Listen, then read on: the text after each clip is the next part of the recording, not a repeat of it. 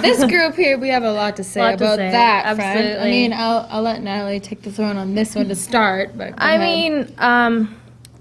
like we've said before, for me and Nicole especially, we do date men in the spotlight, and ironically, we have more social media following than both of our men, and they are kind of more notarized, and they're in the media, they're this and they're that. Well, essentially, talk to the masses, and they seem to care more about us. I mean, when we're out, say at dinner in a nightclub, people are coming up to us because of the social media notoriety, right? No one's going up to the guys, so it's like, us three are very... It's a bit kind of like off-putting that people want to keep talking to us about our men, and we get it. We're on a show about being wags, and we are wags, first and foremost. But there's a lot of talk about this hierarchy and essentially people being better than the other person, and I think it's kind of really upsetting and unfortunate that people are,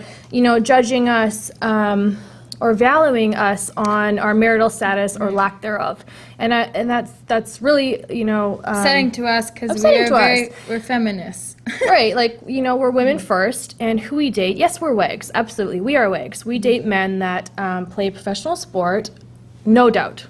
But that does not define who we are, who we date, or who we're dating at the time. Doesn't really define who we are. We are women, and we do what we do. Yes, we date those men, but it's not us, essentially. You'll see if you tune in on the show, us three specifically are very career-driven, So to say that wags are...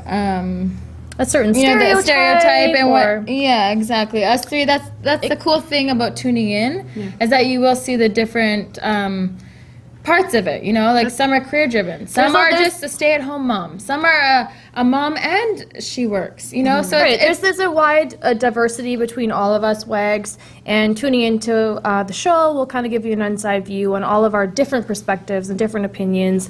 But the wives, obviously, they sometimes have a hard time understanding the type of lives that we live, because obviously they're very family oriented, and they have children, and they're just like, well, I would never do that because I have to follow my rules. And, and that's where the word hierarchy comes from. It's like, they're like, well, what do you mean? Like, you just do your own thing. Aren't there rules that apply?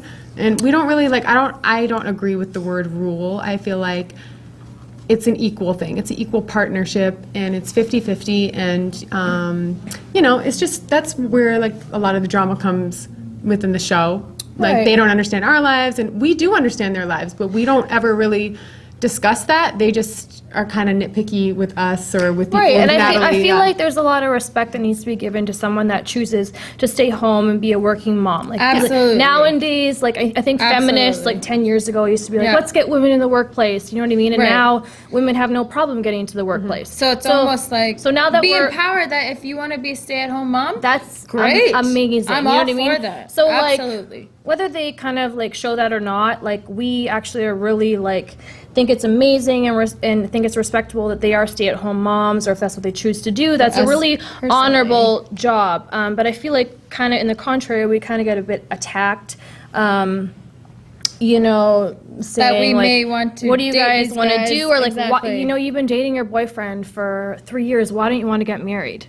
You know what I mean? And I feel like I live such a liberal lifestyle. I'm Canadian, all my family, everyone, I have a gay brother, a gay cousin, and transgender friends. And it's just so hard for me to grasp my mind around the concept of it being unconventional, that the fact I don't want to get married.